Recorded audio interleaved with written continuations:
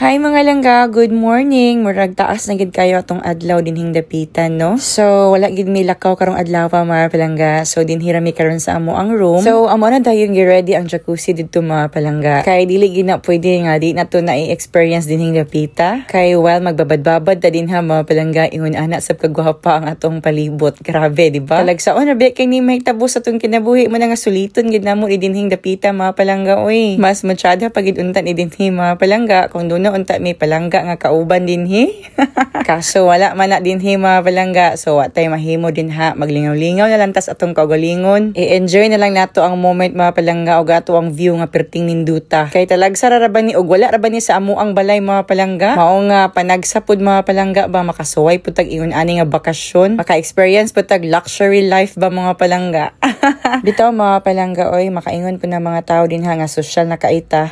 Basta mga palangga di man igina kanunay ninyo kung unsa man gali naabot ninyo sa inyong kinabuhi karon. Kinahanglan gid mga palangga nga magpabili na gid ang mapaubsanon ug mapasalamaton sa tanan nga atong nakabot sa atong kinabuhi karon bisag unsa ra na kasimple mga palangga. Bisan sa mga ginagmay nga mga achievement mga palangga. Dili gid nato kalimtan mga palangga kung ahatan nagikan. Amping